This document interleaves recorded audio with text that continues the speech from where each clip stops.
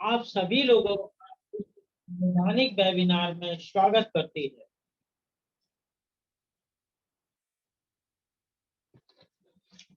सबसे पहले मैं आप लोगों से अपना इंट्रोडक्शन करना चाहूंगा। सर आपका मोबाइल थोड़ा ऐसा रख लीजिए बंटी। ऐसे जी अब आ रहा? फुल स्क्रीन ऐसा रखिए सर। ये हाँ ऐसा ही रखा। ठीक है। अब ठीक है जी, अब ठीक है।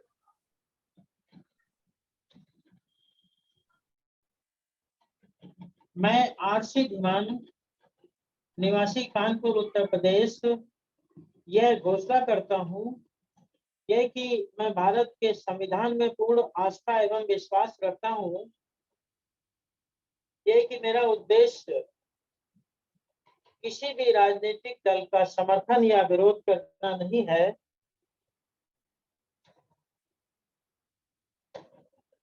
किसी भी राजनीतिक दल की विचारधारा का समर्थन करना या विरोध करना नहीं है। यह कि मैं धर्म, मूल, वंश, जाति, जन्म स्थान, लिंग,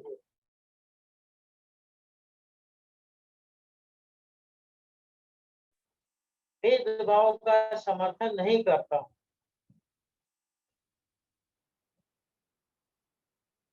यह कि मैं व्यक्ति के संवैधानिक अधिकार, समता, स्वतंत्रता, बंधुता और न्याय जैसे विचारों का इसमें राष्ट्रीय स्तर पे हम देखते हैं, इंटरनेशनल लेवल पे देखते हैं, जो सबसे ज्यादा महत्वपूर्ण है वो है मानवाधिकार। तो मानवाधिकारों का मैं प्रबल समर्थन करता हूं,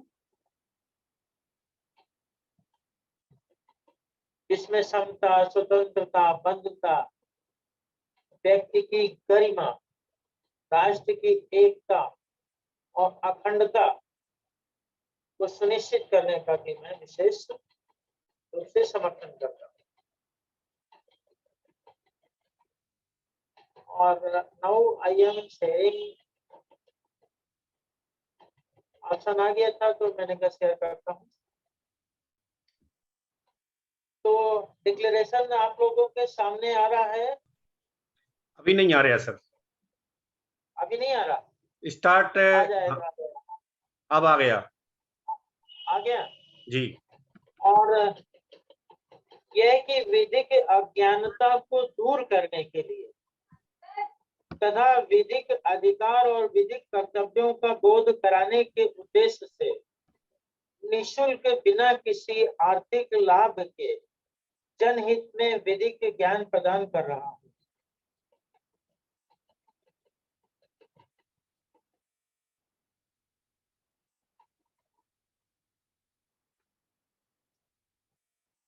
राष्ट्रीय बौद्ध महासभा के संस्थापक मनी धर्म प्रकाश भारती बौद्ध जी पूर्व एमएलसी, विधान परिषद उत्तर प्रदेश सरकार एवं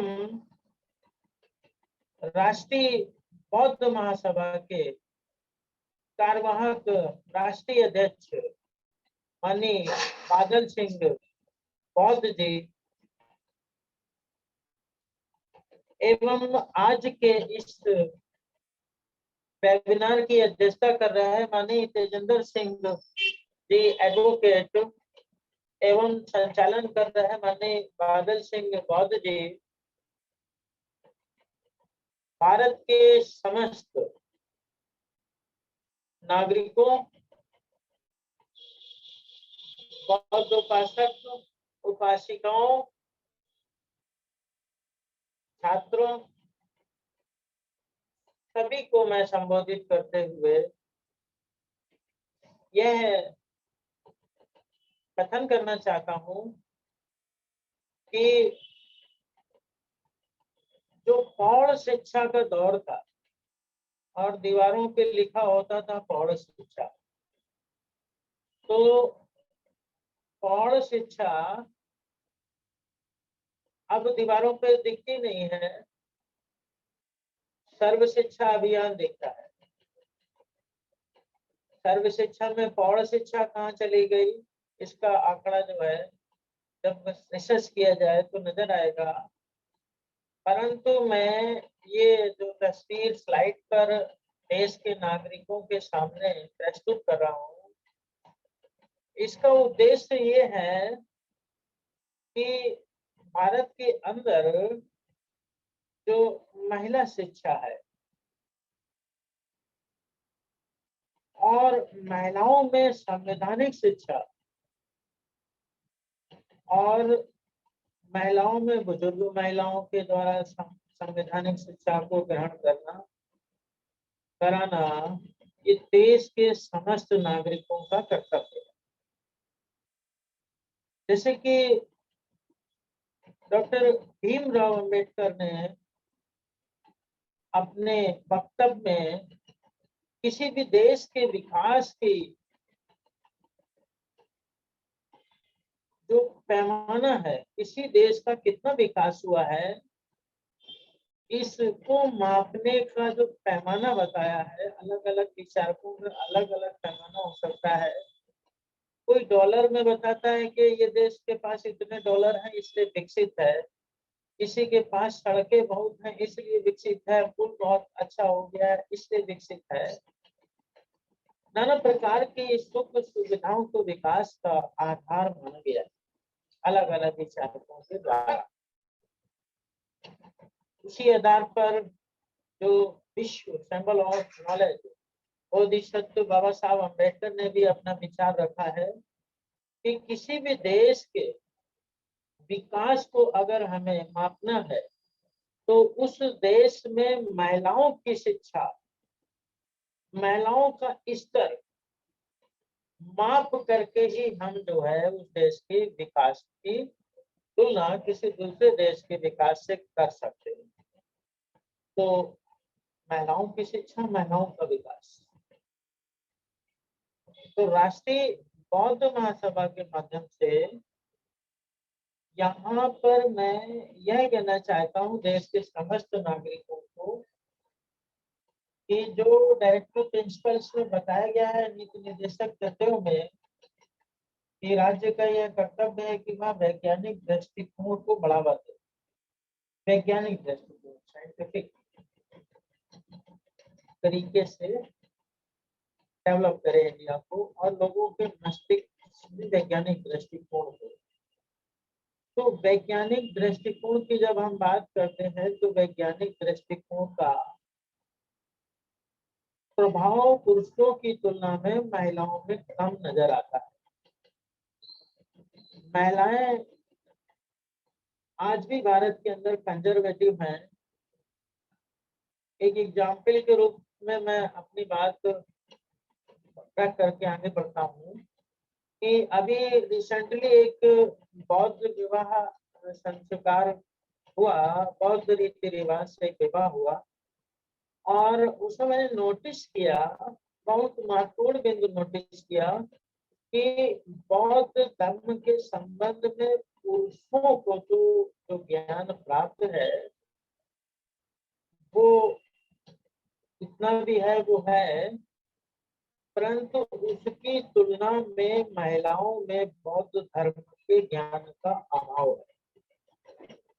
एक विवाह में जो है बौद्ध धर्म के विवाह में जो है अभी 5 नवंबर को मैंने महसूस किया, एक वैज्ञानिक दृष्टिकोण से अनुसंधान करता के दृष्टि से मैं जब देखता हूँ तो मैंने अपने अनुसंधान में पाया कि अगर पुरुषों को वहां पर 100% मान लिया जाए, इस बौद्ध धर्म के विषय मुझे मालूम था, तो उसकी तुलना में जब हम महिलाओं की तरफ दृष्टि डालते हैं तो उनको सिर्फ 2% ही हम मान सकते हैं।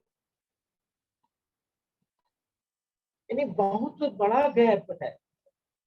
98% पुरुष बुद्धिज्म को समझ रहा है और 2% महिलाएं समझ रही है।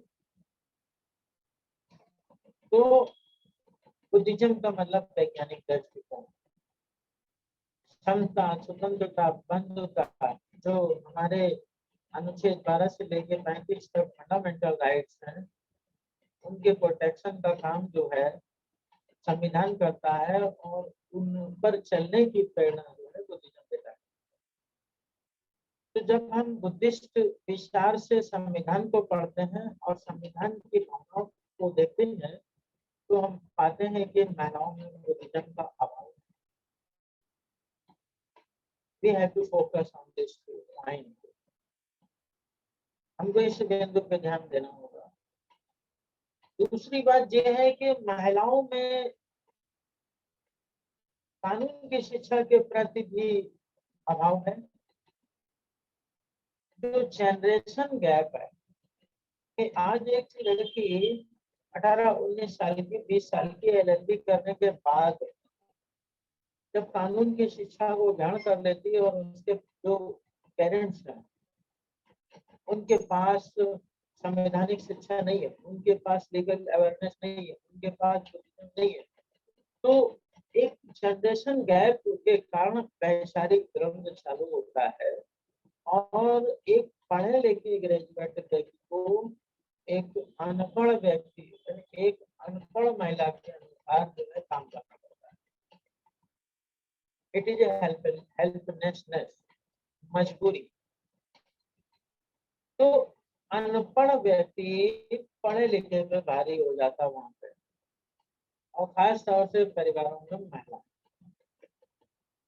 तो आवश्यकता इस बात की है कि भारत के संविधान की जानकारी विशेष तौर से महिलाओं को दी जाए और बुद्धिज्म की भी जानकारी जो है विशेष तौर से महिलाओं को दी जाए प्रशिक्षण के माध्यम से, ताकि भारत जो है तथागत गौतम बुद्ध के दौर में विश्व गुरु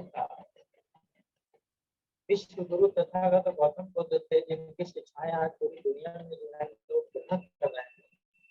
पूरी दुनिया में जो है यहाँ से भारत से बैठ करके तथागत गौतम बुद्ध के विचार पूरी दुनिया को मिले। विश्व गुरु तथागत गौतम और उस जो है शिक्षाओं के कारण आज भारत विश्व का गुरु है। भारत ही है जो पूरी दुनिया को शांति स्वतंत्रता और बंधुता न्याय की शिक्षा देता है। 10 दिसंबर 1948 को मानवाधिकारों की घोषणा हुई और 26 नवंबर 1949 को भारत का संविधान लागू हुआ। 1950 में पूरी तरीके से लागू हुआ, परंतु उससे पूर्व तथागत गौतम बुद्ध ही थे जिन्होंने शांति स्वतंत्रता बंधुता न्याय और नॉन वायलेंस अहिंसा और जीवन जीने के अधिकारों के संबंध में जगह जगह उपदेश दिए, और उसकी वजह से पूरा दुनिया आज जो है उस पर चल रही है, काम कर रही है। तो विश्व गुरु विचारों को पुरुषों के साथ साथ महिलाओं में भी प्रचार प्रसार करने की आवश्यकता है। दूसरी बात, कानून का राज है इस देश के अंदर और महिलाओं को कानून का ज्ञान नहीं है, खास तौर से जो जनरेशन गैप की बात है।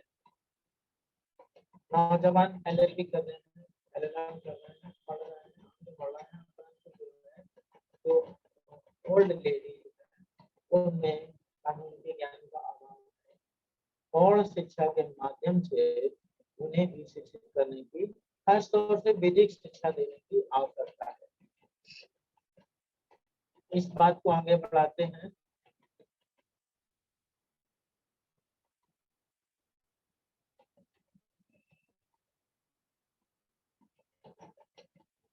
जैसे कि मैं पहले भी बता चुका हूँ कि किसी भी देश में शासन सत्ता चलाने के लिए, हुकूमत करने के लिए एक संविधान होता है और संविधान के अंदर 3 महत्वपूर्ण अंग होते हैं। एक होता है कार्यपालिका, एक होता है न्यायपालिका और तीसरा होता है विधायिका। तो विधायिका के संबंध में हम लोग डिस्कशन कर चुके हैं, जहाँ पर हमारे चुने हुए प्रतिनिधि जा करके हमारे वेलफेयर के लिए कानून बनाते हैं। दूसरा होता है उन कानूनों को लागू करने के लिए कार्यपालिका होती है, जिसके अंदर राष्ट्रपति और उसका मंत्रिमंडल शामिल होता है, जो पार्लियामेंट होता है। जब उनका पूरा मंत्रिमंडल कार्यपालिका के रूप में होता है, अनाधिकारिक प्राधिकारी भी होते हैं। तीसरा होता है न्यायपालिका। न्यायपालिका ने अभी रिसेंटली ईडब्ल्यूएस पे निर्णय दिया है कि जो है ईडब्ल्यूएस जो आरक्षण है वह संवैधानिक है। तो न्यायपालिका supreme court, high court, district court, lower court मिलाकर के बनती है। उसके अलावा जो भी न्यायिक कार्य करते हैं, ट्रिब्यूनल्स वगैरह, वो सब न्यायिक कार्यों में संलग्न होते हैं। अनुच्छेद 139 के अंदर सुप्रीम कोर्ट को शक्तियां प्रदान की गई। सुप्रीम कोर्ट को शक्ति पार्लियामेंट के द्वारा प्रदान की गई और उसके तहत जो है सुप्रीम कोर्ट कुछ रेटें निकाल सकता है, जैसे कि बंदी प्रत्यक्षीकरण, परमादेश, निषेध, कोवेरेंटो, उत्प्रेषण रिट है। इन रिटों के संबंध में मैं पिछले लेक्चर में बता चुका हूँ।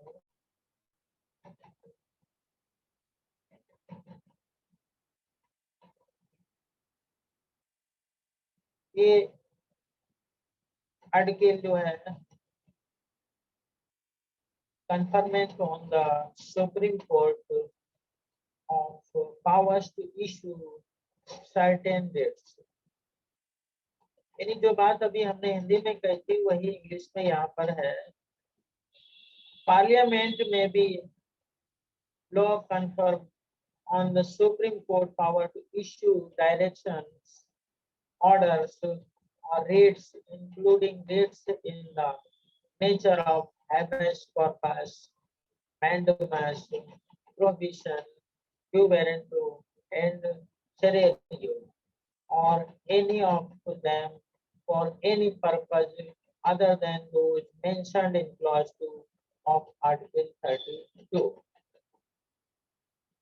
आर्टिकल 32 के अंदर जो रेटें बताई गई हैं वो सारी की सारी रेटें जो है सुप्रीम कोर्ट निकालता है। आर्टिकल 32 की बात आई है यहाँ पे। आर्टिकल 32 में रेटें बताई गई हैं कि ये सारी की सारी रेटें व्यक्ति डाल सकते हैं, यानी कि जो फंडामेंटल राइट्स है उन राइट्स का अगर उल्लंघन होता है तो उन अधिकारों को प्राप्त करने के लिए जो व्यक्ति हैं भारत के या भारत के बाहर के जिनको अधिकार प्राप्त है, जिस आर्टिकल में कुछ नागरिकों को प्राप्त है, कुछ अन्य लोगों को भी प्राप्त है। तो अकॉर्डिंग टू आर्टिकल वो अनुच्छेद 32 के तहत जो है सुप्रीम कोर्ट में जो भी उनके अधिकारों का वायलेशन हुआ है वो जाकर के रेट फाइल करके ले सकते हैं।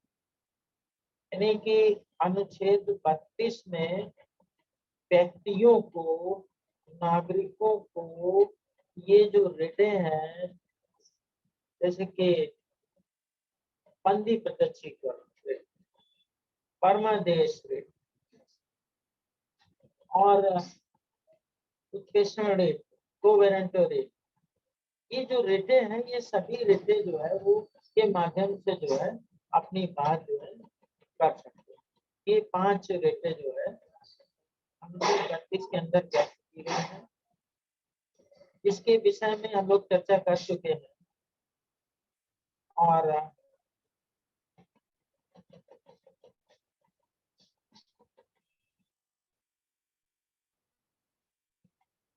ये जो आर्टिकल है 140 इस पे चर्चा नहीं हुई है। तो यहाँ पर सुप्रीम कोर्ट को शक्तियां प्रदान की गई है। जो न्यायपालिका है वह एक ऐसी व्यवस्था है जहाँ पर उसको कार्य करने के लिए शक्तियां प्रदान करना अति आवश्यक है। कानून के राज में प्रत्येक कार्य कानून से ही होगा। संविधान के द्वारा ही जो अधिकार सुप्रीम कोर्ट को दिए जाएंगे उतने में ही वो काम करेगा। तो इसलिए अनुच्छेद 140 में सर्वोच्च न्यायालय को सहायक शक्तियां प्रदान की गई है। जो आर्टिकल मैंने बताया सुप्रीम कोर्ट के संबंध में, उसमें 140 में कुछ सहायक शक्तियां प्रदान की गई, जैसे संसद द्वारा सर्वोच्च न्यायालय को ऐसी पूरक शक्तियां प्रदान करने का प्रावधान कर सकती है जो इस संविधान के किसी भी प्रावधान से असंगत ना हो। It means it is a power of the Supreme Court to make the law, for the Supreme Court. ये जो पार्लियामेंट को शक्ति प्रदान की गई है कि आप सुप्रीम कोर्ट को कुछ एडिशनल शक्तियां प्रदान कर सकते हैं। कौन सी शक्ति प्रदान कर सकते हैं? ये पार्लियामेंट डिसाइड करेगा। जो सुप्रीम कोर्ट को शक्तियां प्राप्त वो तो है ही 139 में, जैसे मैंने बताया कि जो है उन्हें विषयों को निकालने की शक्ति प्राप्त है और उससे पूर्व सारी जानकारियां मैंने दी। परंतु यहाँ पर जो कहीं पर ऐसा लगता है जिस वजह से सुप्रीम कोर्ट काम करने में कोई किसी विधि की आवश्यकता उसे महसूस होती है, अभाव महसूस होता है, तब क्या होगा? तब ऐसी स्थिति में अनुच्छेद 140 के अंतर्गत तो पार्लियामेंट को शक्ति प्रदान की गई है कि पार्लियामेंट 140 के अंतर्गत न्यायपालिका को यानी सुप्रीम कोर्ट को विधि बना करके शक्तियां प्रदान कर सकती है। परंतु एक कंडीशन है, कंडीशन यह है कि ऐसी शक्ति प्रदान की जाएगी जो इस संविधान के किसी भी प्रावधान से असंगत न हो, जो न्यायालय को उसके द्वारा प्रदत्त अधिकार क्षेत्र का अधिक प्रभावी ढंग से करने में सक्षम बनाने के उद्देश्य से या वांछनीय प्रतीत हो सकती है। कहने का मतलब है कि अनुच्छेद 140 के अंतर्गत संसद सुप्रीम कोर्ट को कुछ शक्तियां प्राप्त करा सकती है, परंतु वे शक्तियां ऐसी दे सकती है, ऐसी विधि बना करके उनको पावर दे सकती है जो संविधान के किसी भी प्रावधान से असंगत ना हो, है ना। अब संविधान के प्रावधान से असंगत है या नहीं है, ये डिसाइड कौन करेगा?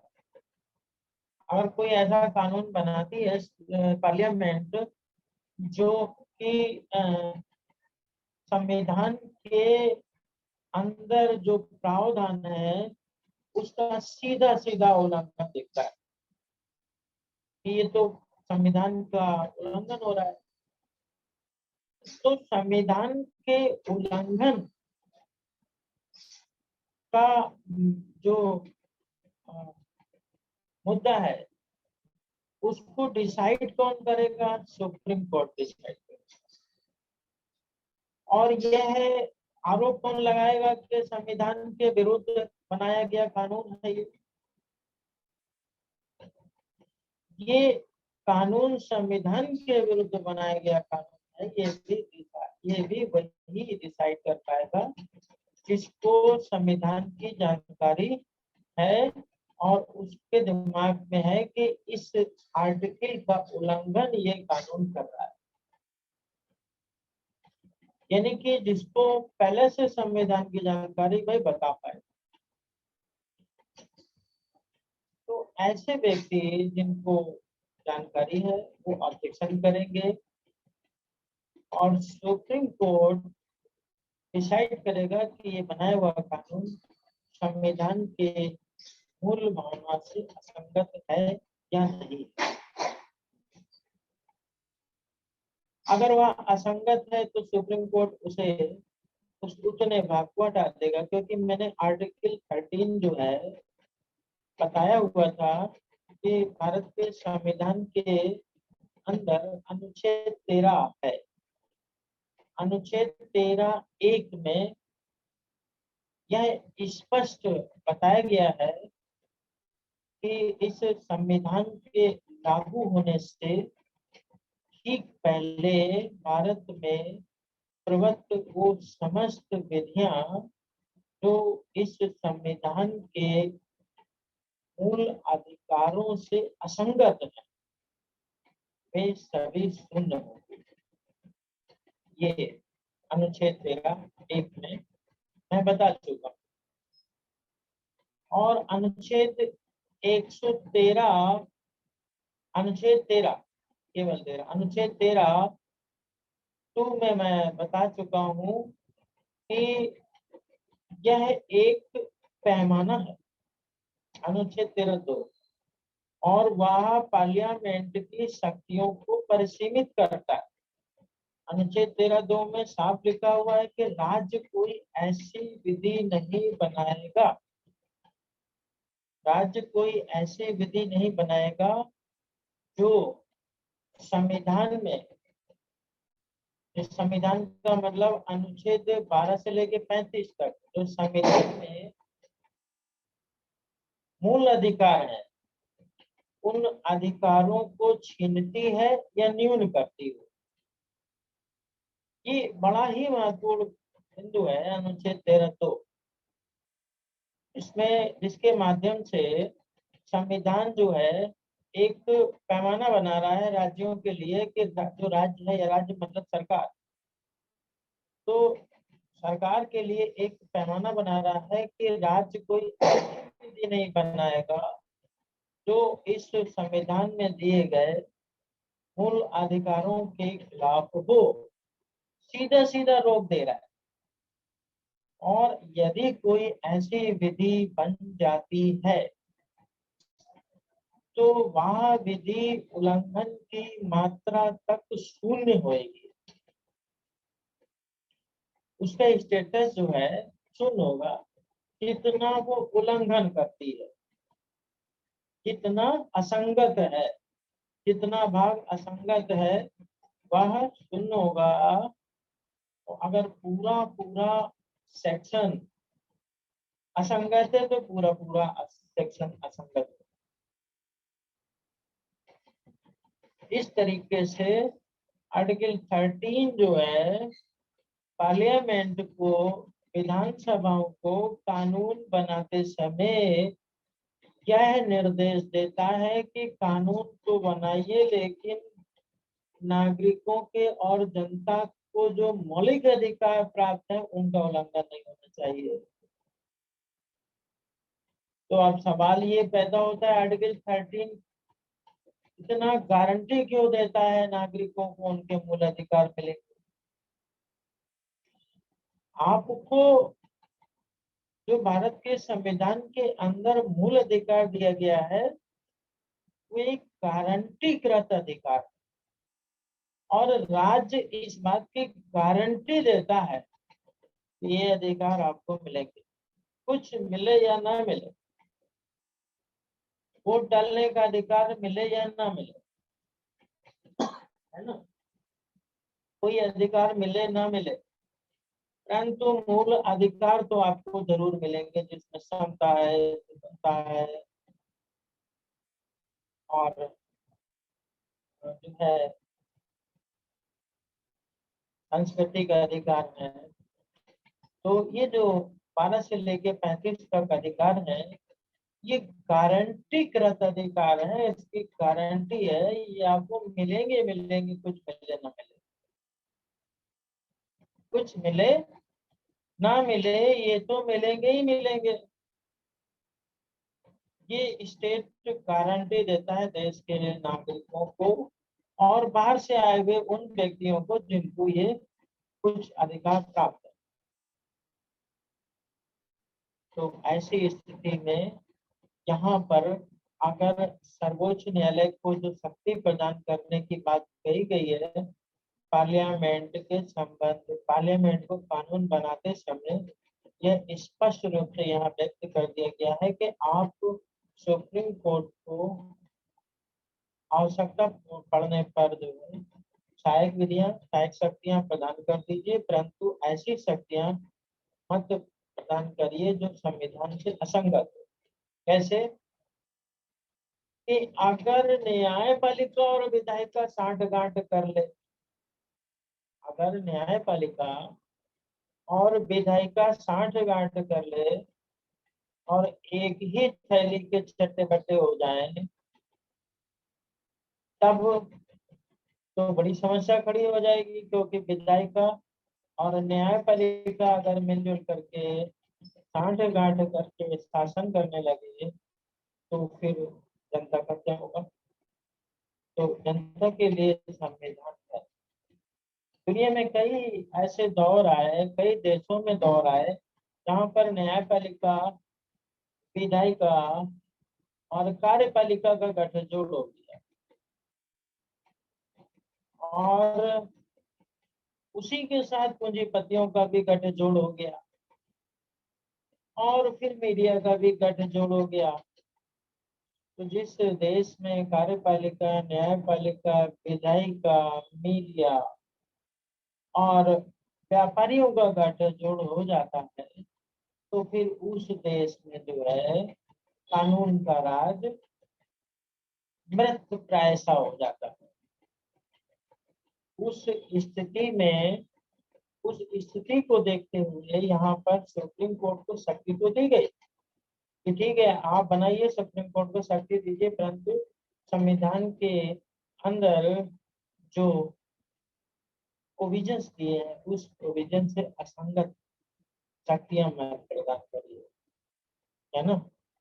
कोई ऐसी शक्ति जैसे कि मान लीजिए कि जैसे एग्जाम्पल के रूप में मान लीजिए कि संसद जो है एक ऐसा कानून बनाती है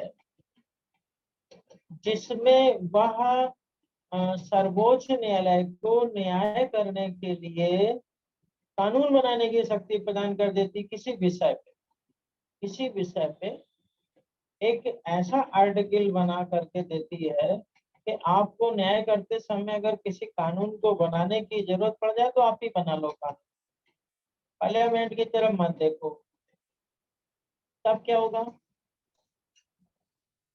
तो यहाँ पर यह देखना है कि क्या न्यायपालिका विधि का सृजन कर सकती है, क्या न्यायपालिका कानून बना सकती है। अगर इस तरह का कोई कानून जो है पार्लियामेंट बना के सर्वोच्च न्यायालय को शक्ति देती है तो वहां पर यह ट्रायल होगा कि क्या यह असंगत है या संगत है।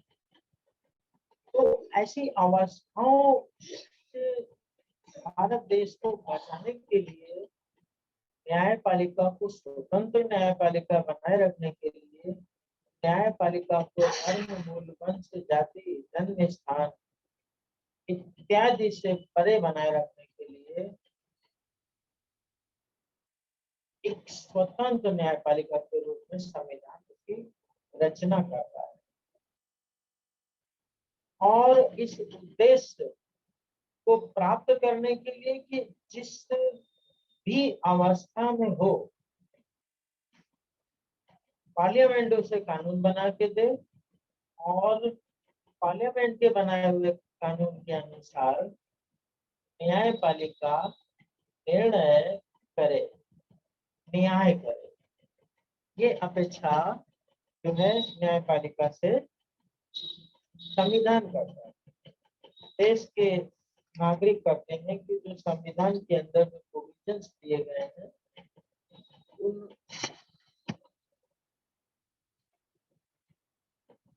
उन प्रोविजंस को जो है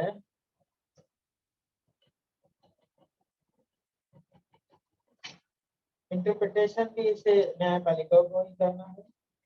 संविधान में क्या लिखा हुआ है ये कोर्ट ही बताएगा, सुप्रीम कोर्ट ही बताएगा। पार्लियामेंट तो कानून बनाएगा परंतु उसका अर्थ एक एक शब्द का न्यायपालिका बताती है और न्यायपालिका जब बताती है तो विधायिका का आ से समझती है। संविधान के अंदर जो डिबेट हुई है, संविधान सभा के अंदर जो डिबेट हुई है, उन भाषणों को देखती है। संविधान कोई कानून बनाने का पीछे जो उद्देश्य है उसको समझती है और फिर उस शब्द का अर्थ बताती है, उद्देश्य को देखते हुए, जिसको बोलते हैं उद्देशिका। और भारत के संविधान की जिसको हम बोलते हैं प्रियम्बल, प्रस्तावना, उद्देशिका। तो इस तरीके से अनुच्छेद 140 है। और एक और महत्वपूर्ण अनुच्छेद है 141। छोटा सा है, वेरी सिंपल। आर्टिकल 141, आर्टिकल 141 के अंदर क्या है?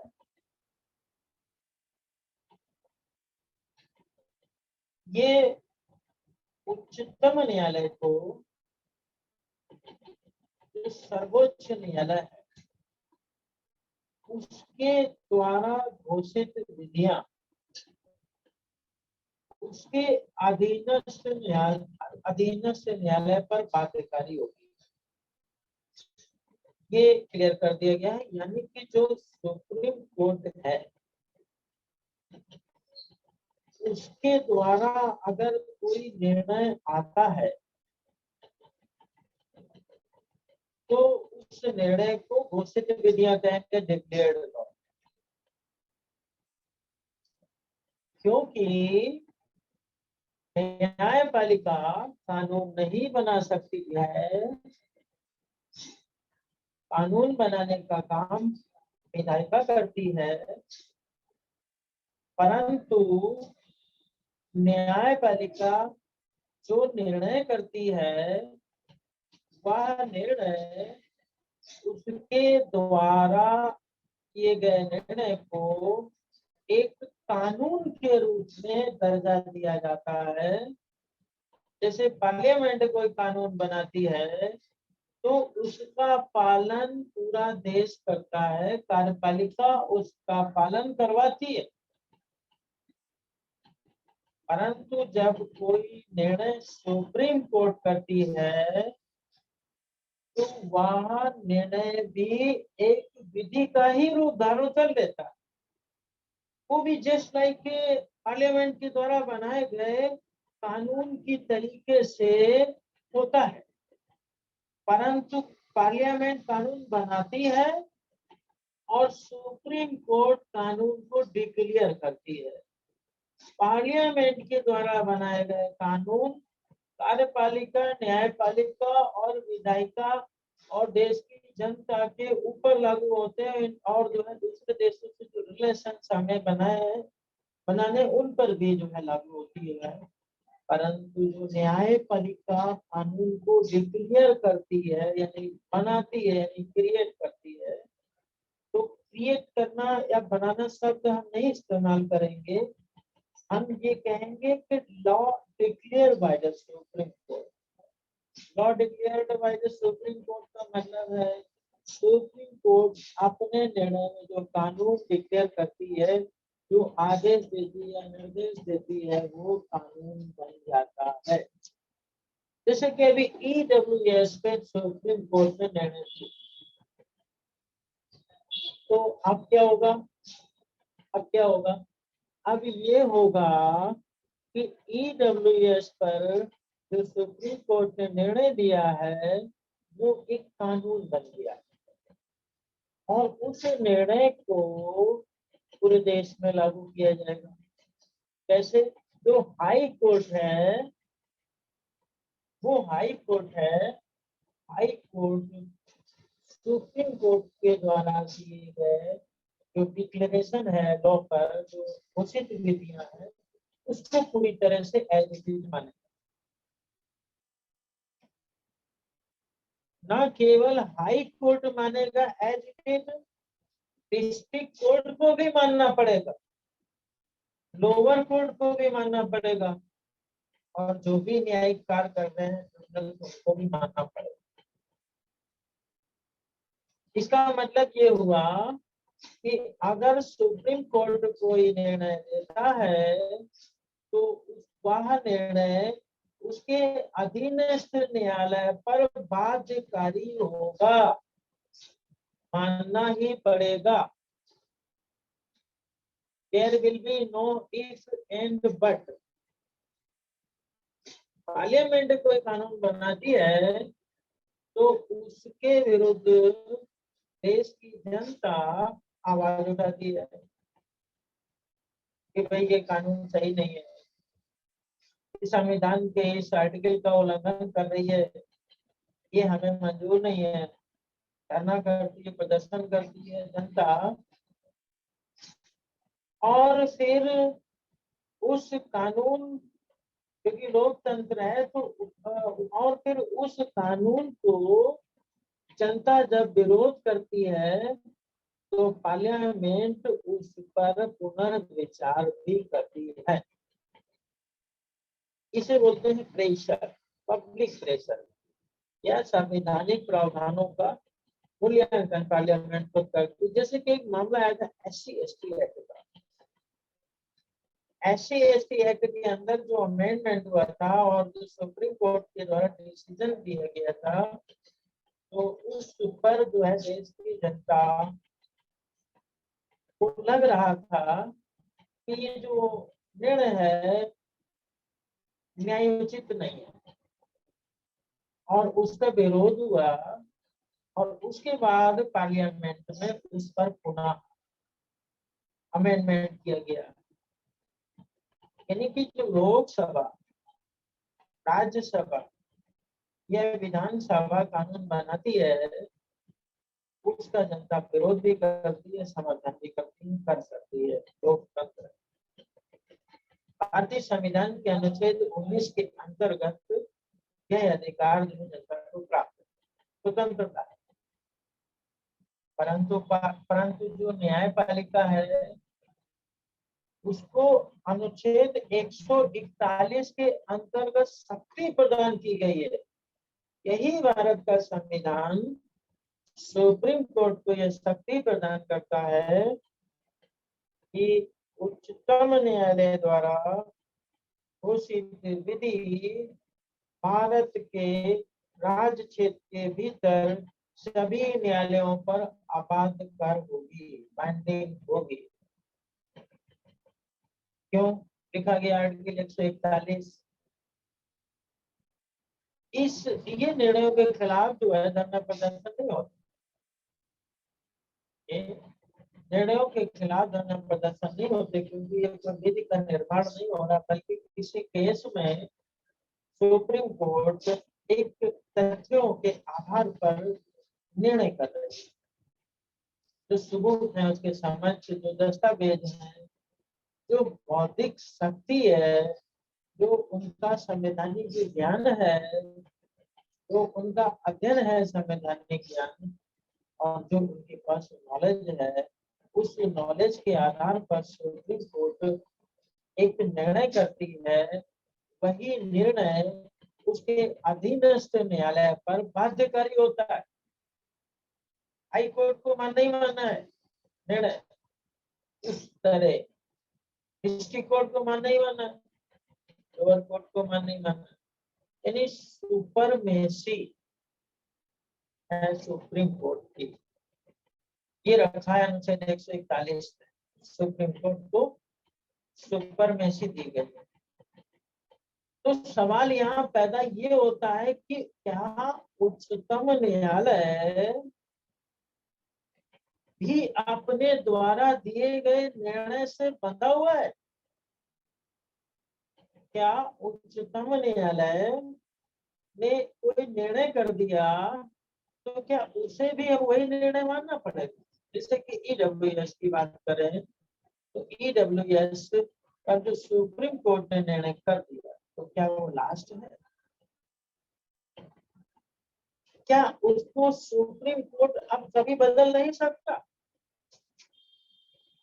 5 साल, 4 साल, 10 साल, 15 साल बाद कोई अगर न्यायालय, सुप्रीम कोर्ट चाहता है कि इस पे एक बार जो है कोई रिट फाइल होती है और उस पर पुनर्विचार होता है, उसको चैलेंज किया जाता है, तो क्या स्थिति होगी? क्या आने वाले साल में कोई न्याय करने वाले न्यायाधीश इस का मूल्यांकन करके इस निर्णय को पलट सकते हैं। कहने का मतलब क्या, उच्चतम न्यायालय अपने द्वारा दिए गए निर्णय को पलट सकता है? तो जवाब यह है कि हाँ, पलट सकता है। यानी कि उच्चतम न्यायालय अपने द्वारा दिए गए निर्णय से बंधा हुआ नहीं है, परंतु उच्चतम न्यायालय के द्वारा दिए गए निर्णय से हाई कोर्ट और डिस्ट्रिक्ट कोर्ट बंधा हुआ है। कैसे बंधा हुआ है हम बताते हैं आपको। एक केस हुआ 125 सीआरपीसी का। 125 सीआरपीसी यानी दंड प्रक्रिया संहिता धारा 125 के तहत एक महिला ने अपने पति के ऊपर भरण पोषण हेतु वाद दाखिल किया। वह केस लोअर कोर्ट के से होते हुए डिस्ट्रिक्ट कोर्ट और डिस्ट्रिक्ट कोर्ट से होते हुए हाई कोर्ट और हाई कोर्ट से होते हुए सुप्रीम कोर्ट तक पहुंचा, क्योंकि उसके पति एडवोकेट थे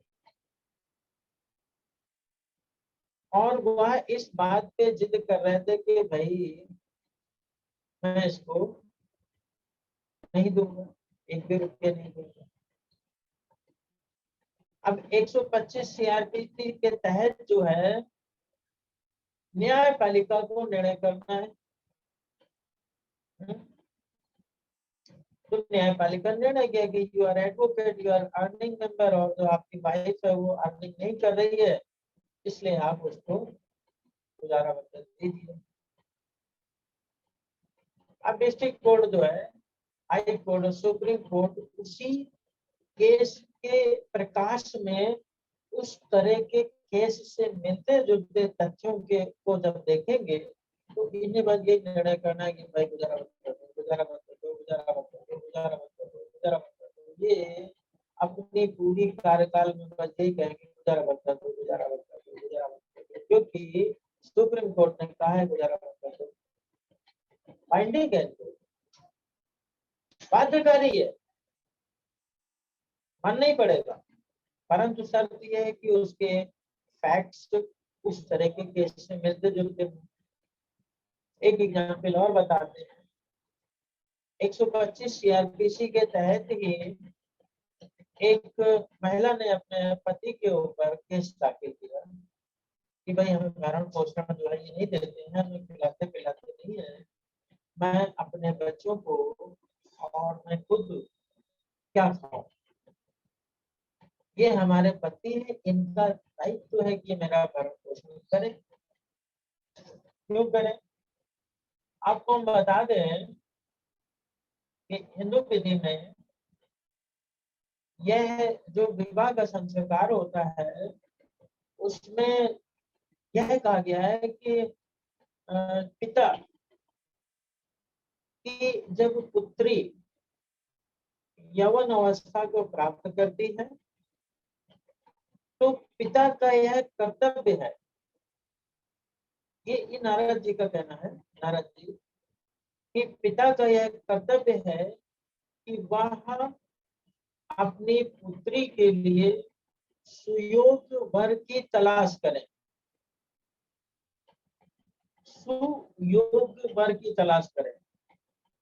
एक पॉइंट ये हो गया। दूसरा ये है कि जब वर मिल जाए तो उससे फल, पुष्प, वस्त्र इत्यादि दे करके अपनी कन्या उसे दान में दे दे। ये नारद जी ने कहा सुयोग्य वर की तलाश करें और तलाश करने के बाद जो सुयोग्य वर मिल जाए उसे वस्त्र, फल इत्यादि दे करके अपनी कन्या दान करके ले जाकर। अब नारद जी का जो ये स्टेटमेंट है, जब इसका ये एक कल्चरल मामला है, कल्चर से ही कानून निकलते हैं, कल्चर बड़ा महत्वपूर्ण है। कल्चरल दृष्टिकोण से जब आप देखें इसको, इसमें 2 पॉइंट निकल के आए। एक तो पिता अपनी पुत्री की तलाश करे, माँ को जरूरत नहीं। तो देखते हैं हम समाज के अंदर के महिलाएं अपना घर में रहती, पिता अपना घूमता रहता है लड़के की शादी के लिए, इधर उधर लड़के को तलाश करते हैं। आजकल तो खैर जो है मैरिज ब्यूरो हो गए, पूरा परिवार ढूंढता है, ऑनलाइन जो है तलाश होती है। पिता का दायित्व तो थोड़ा हल्का हो गया है, परंतु तलाश जारी है, तलाश जारी है। नारद जी ने कहा था कि तलाशो पिताजी से, तो पिताजी तलाश जारी है, तलाश जारी है। भाई भी ढूंढ रहा है, बहन भी ढूंढ रही है, माँ भी ढूंढ रहे हैं, दूसरे रिश्तेदार भी ढूंढ रहे हैं। हाँ बताओ भाई, कोई अच्छा रिश्ता बताओ।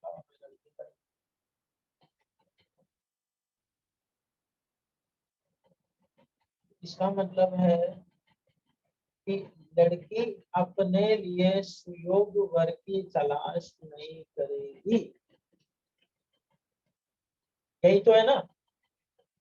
लड़की अपने लिए सुयोग्य वर की तलाश नहीं करेगी, पिता करेगा।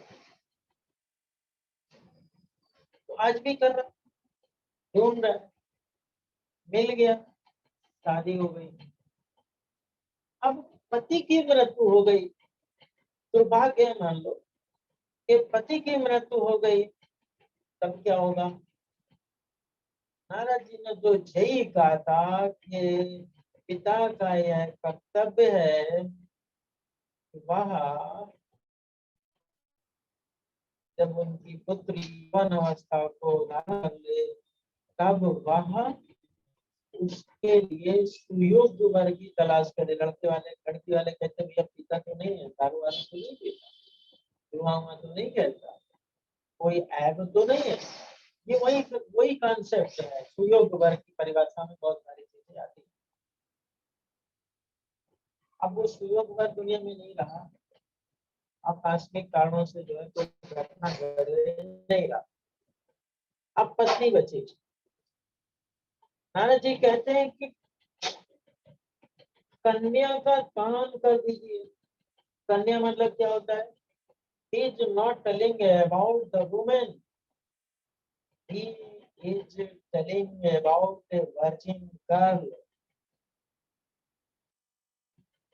देखिएगा, इस पॉइंट को समझिएगा, बहुत महत्वपूर्ण पॉइंट है, इसलिए इसको मैं महत्व दे रहा हूँ। नारद इज टेलिंग दैट कन्या वर्जिन गर्ल को आप दान करिए। अब वो तो धर्म है, उसको तो नहीं बदला जा सकता। नारद जी का स्टेटमेंट, नारद जी का बताया गया मतलब चेंज नहीं हो सकता। दुनिया इधर की उधर हो जाए तो फिर उसके क्या परिणाम निकले? जो स्त्री का पति मर गया, उस स्त्री का दान नहीं हो सकता, क्योंकि वो कन्या नहीं रही। यानी पुनर्विवाह जैसा शब्द कल्चर में डेवलप ही नहीं हुआ, पुनर्विवाह शब्द नहीं था। अब जब पुनर्विवाह नहीं हो सकता, तो फिर वो स्त्री का क्या किया जाए? कन्या वो रही नहीं, पुनर्विवाह हो नहीं सकता। व्यभिचार से रोकना है, समाज को बचाना है, ऐसी विचारधारा के कारण जो है सती प्रथा जैसी कुरीति पैदा हुई। पत्नी भी पति के साथ चिता में जल जाती थी, क्योंकि पुनर्विवाह हो नहीं सकते, स्त्री दान हो नहीं सकता। तो पति मर गया तो तुम भी जाओ। तो उसको सती प्रथा जैसे घृणित प्रथाएं चालू हो गई, तो कॉन्सेप्ट नहीं चेंज हुआ, और परिणाम क्या निकले? सती प्रथा में पत्नी ढोल नगाड़े बजा रहे, सारे देवी देवता इष्ट नारियल सब पूजा पाठ होता जाता था और फिर वो अग्नि में चली जाती थी और फिर वो खत्म हो जाती थी, उसका भी जीवन समाप्त हो जाता था। लॉजिक उसके पीछे ये दिया जाता था कि सातों जन्म साथ साथ रहेंगे, है ना, सातों जन्म साथ साथ रहेंगे। तो अब वो तो मर गया तो तुम भी जाओ। तो मेंटली आदमी ये समझता था कि ये मर गया और इसकी पत्नी भी जल गई, कि दोनों अब अगले जन्म में इनका अब दूसरा जन्म होगा, फिर ये मरेंगे, फिर ये मरेंगे, साथ साथ जिएंगे, साथ साथ मरेंगे, इस तरह से 7 जन्म साथ रहेंगे। एक मर गया तो दूसरे को भी मरना है, पत्नी को। एक कॉन्सेप्ट के कारण जो है ये समस्या पैदा हुई। अब बाबा साहब डॉक्टर अंबेडकर जब भारत की धरती पर पैदा हुए तो उन्होंने विधवा विवाह के समर्थन में आवाज उठाई। आज जो विधवा होती हैं उनको संविधान के द्वारा और विशेष विधि के द्वारा एक पुनः विवाह करने का अधिकार प्राप्त है। जैसे कि हम बात करें कि हिंदू विवाह अधिनियम 1955, हिंदू विवाह अधिनियम 1955 जब भारत में आया, उससे पहले जो हिंदू कोड बिल की बात होती थी और बाबा साहब ने महिलाओं के अधिकारों के लिए, महिलाओं की जो दशा थी, जो स्थिति थी, जिनके जो अंधविश्वास में थी, जो विधिक रूप से भी जो है अभाव में थी, जिनकी मृत्यु हो रही थी, एक गणित प्रथा के कारण बहुत सारी समस्याएं थी, उनका जीवन पशु के समान था, उनके साथ जो है अनैतिक कार्य होता था, उनको विवाह का अधिकार नहीं था, राइट टू लाइफ एक तरीके से नहीं था, डिग्निटी नहीं थी, सफेद सफेद कपड़े पहने हैं, सर मुड़ा के रखना है, ये एक एक जैसे अनटचेबल था, अछूत इस देश के अंदर। उसी तरह से महिलाओं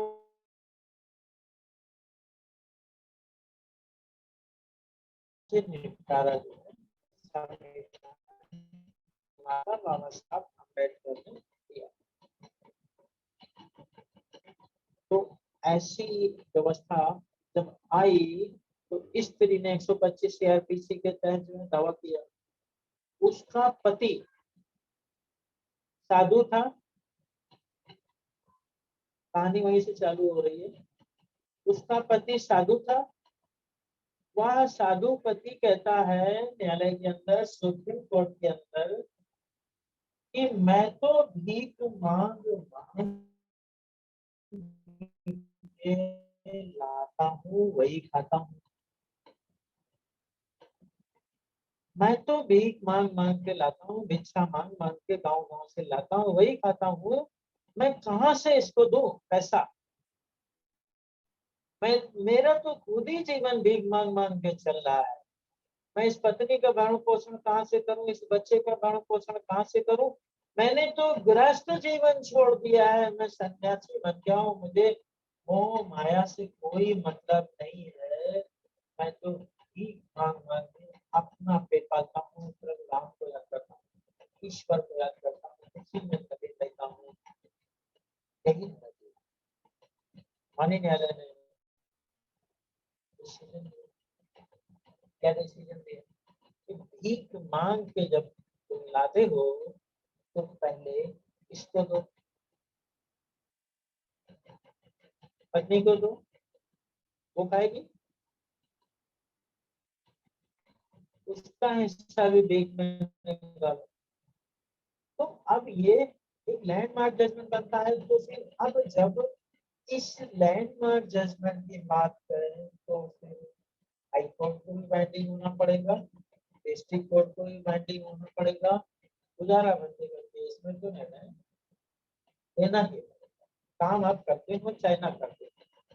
तो यहाँ पर 141 जो है साफ साफ अनुच्छेद 141 में मैंने 2 कहानियां सुनाई, जिसके माध्यम से 141 क्लियर होता है कि उच्चतम न्यायालय द्वारा घोषित विधियां भारत राज्य क्षेत्र के अंतर जितने भी न्यायालय हैं उन सब पर बाइंडिंग होगा, बाध्यकारी होगा। क्यों होगा? ऐसा क्यों लिखा गया? इसलिए लिखा गया क्योंकि अगर जो है हाई कोर्ट को खुली छूट दे दी जाए, खुली छूट दे दी जाए कि तुम अपना संविधान के अंदर इंटरप्रिटेशन करके आर्टिकल को दृष्टिगत रखते हुए आप निर्णय करो, तो एक ही मामले में अलग अलग न्यायालयों के अलग अलग निर्णय आएंगे। एक ही फैक्ट, एक ही तथ्य, बिल्कुल सेम केस, एक में निर्णय आएगा गुजारा भत्ता देना चाहिए, फिर दूसरा कहेगा नहीं देना चाहिए, फिर तीसरा कहेगा देना चाहिए। तो भारत के अंदर जितने भी स्टेट है उनके हाई कोर्ट के अलग अलग डिसीजन है और परिणाम क्या होगा कि कानून का राज जो है स्थापित करना मुश्किल हो जाएगा, निर्णय को लागू करना मुश्किल हो जाएगा। किसी प्रदेश के अंदर कोई निर्णय लागू होगा, निर्णय में समरूपता होनी चाहिए, समानता दिखनी चाहिए। इसलिए लैंडमार्क जजमेंट जो आते हैं, जो भी सुप्रीम कोर्ट के डिसीजंस आते हैं, वहां उसके अधीनस्थ न्यायालय उसको एज इट इज जो है लागू करते हैं, बाध्यकारी होता है, बाइंडिंग होता है। बस शर्त यही है कि जो सुप्रीम कोर्ट के अंदर केस आया है, उस केस के अंदर जो डिस्प्यूटेड पॉइंट है, विवादित जो बिंदु है, और उन विवादित बिंदुओं का अध्ययन करने के बाद जो सुप्रीम कोर्ट ने डिसीजन दिया है, उसी तथ्यों पर, उसी तरीके के केस पर जो है हाई कोर्ट से सुप्रीम कोर्ट के निर्णय को मानने की बात करी है। अगर हाई कोर्ट में कोई केस आता है और उस केस के तथ्य और सुप्रीम कोर्ट के द्वारा डिक्लेयर्ड जो डिसीजन आया है उसके तथ्य समान रूप से आ जाते हैं, मैच कर जाते हैं, दोनों में समानता आ जाती है, तो फिर हाई कोर्ट इसको मानेगा और सीधा सीधा निर्णय नहीं कर देगा कि सुप्रीम कोर्ट ने किया। एक बात यह, दूसरी बात ये भी है कि अनुच्छेद 141 के माध्यम से निर्णयों पर सेंट्रलाइजेशन हो जाता है, केंद्रीकरण हो जाता है, निर्णयों पर केंद्रीकरण हो जाता है। अगर एक बार जो है सुप्रीम कोर्ट जो भी निर्णय कर देता है, चाहे वो देश के नागरिकों की नजर में, सामान्य प्रज्ञा वाले व्यक्तियों की नजर में वह संविधान के विरोध में निर्णय, तो भी हाई कोर्ट और डिस्ट्रिक्ट कोर्ट को वो उसे लागू करेंगे, बाध्यकारी होगा। इसीलिए सुप्रीम कोर्ट का अगर कोई निर्णय आने वाले कल में न्यायाधीशों को सही नहीं लगता है तो उसे पलट देते हैं। सुप्रीम कोर्ट अपने द्वारा दिए गए निर्णय से बंधा हुआ नहीं होता है। तो इस तरीके से बहुत सारे केसेस हैं इसमें सुप्रीम कोर्ट ने अपने ही निर्णय को पलट दिया। जैसे कि अनुच्छेद 21 में जो है सुप्रीम कोर्ट ने जब व्यक्ति के प्राण एवं दैहिक अधिकार शब्द को परिभाषित किया, जैसा कि अनुच्छेद 21 में लिखा हुआ है कि no person shall be deprived of his life and liberty except the procedure established by law. यानी कि अनुच्छेद 21 में कहा गया है किसी भी व्यक्ति के प्राण एवं दैहिक अधिकार को विधि द्वारा स्थापित प्रक्रिया से ही वंचित किया जाएगा, अन्यथा नहीं। अब प्राण यानी लाइफ, किसी भी व्यक्ति के प्राण एवं दैहिक अधिकार को विधि द्वारा स्थापित प्रक्रिया से ही वंचित किया जाएगा, अन्यथा नहीं। तो यहाँ पर प्राण और दैहिक अधिकार यानी दैहिक अधिकार को बहुत परिसीमित दायरे में परिभाषित किया था, परंतु उसके बाद उसका दायरा इतना बढ़ता चला गया कि उसने राइट ऑफ प्राइवेसी हमारी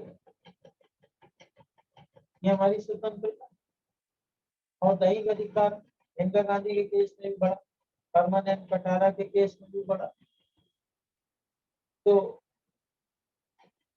लाइफ और सुप्रीम कोर्ट अपने ही द्वारा दिए गए निर्णय से बंधा हुआ नहीं है। तो यहीं पर हम अपनी बात यहाँ पे समाप्त करते हैं। आज कुछ टाइम आप लोग का ज्यादा ले लिया और अपनी बात समाप्त करते हैं। बहुत बहुत आभार माननीय आखिरीमान साहब। आज विस्तार से आपने आर्टिकल 139, 140 और 141 को समझाया है।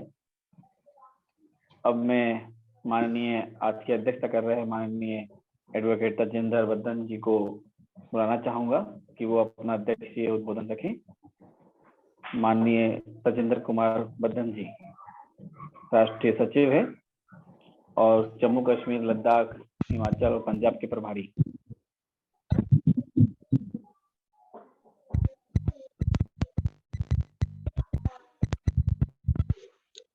बहुत बहुत साधुवाद बौद्ध जी, धन्यवाद। लोगों को जय भीम, नमो बुद्धाय। तो साथियों, बहुत ही महत्वपूर्ण जानकारी हासिल करी प्रोफेसर साहब के माध्यम से। तो इन जानकारियों को हमें अपने जीवन में उतारना चाहिए और ये बहुत ही महत्वपूर्ण है। ये कानून के संबंध में जो हमें जानकारियां मिलती हैं, तो संविधान हमारे लिए मौलिक अधिकारों का व्यवस्था करता है, तो इनकी जानकारी होनी बहुत ही जरूरी है सभी के लिए। तो जैसा कि पहले प्रोफेसर साहब ने बोला कि हमें बुद्धिस्ट महिलाओं को बुद्धिस्ट सिस्टम की कार्यक्रम का ज्ञान होना चाहिए, जो कि संविधान हमें देता है, और भारतीय औरतों को इसका ज्ञान नहीं है, तभी हम लोग धर्म की ओर जो नहीं जा सकते और इसका प्रचार प्रसार भी अच्छे तरीके से नहीं हो पा रहा। तो ये भी हमारी महिलाओं में चीज होनी चाहिए। तो मैं तो देख रहा हूँ कि बहुत से साथी काफी देर से जुड़े हैं, तो हम लोगों को मुख्य तौर पर उनका ज्ञान ही हासिल करना था। तो मैं सभी दोस्तों से निवेदन करना चाहूँगा कि ध्यान से जो जो बात हम सीखते हैं उनको नोट करते जाएं। कहीं ना कहीं हमारे ये दिनचर्या में ये चीज़ें काम जरूर आएंगी। तो सभी साथियों, धर्मबंधुओं को नमो बुद्धाय, जय भीम। तो मैं आखिर में अपने अध्यक्ष महोदय जी को नमन करना चाहता हूँ, जो वो भी जुड़े हुए हैं हमारे साथ। तो संचालन महोदय, आप आगे का संचालन करें। साधुवाद, बहुत बहुत साधुवाद जी आपका। धन्यवाद एडवोकेट साहब। समय हो चुका है, सभी से कि माइक खोल दिए जाए, हम लोग सभ्य सत्ता करके समापन करेंगे।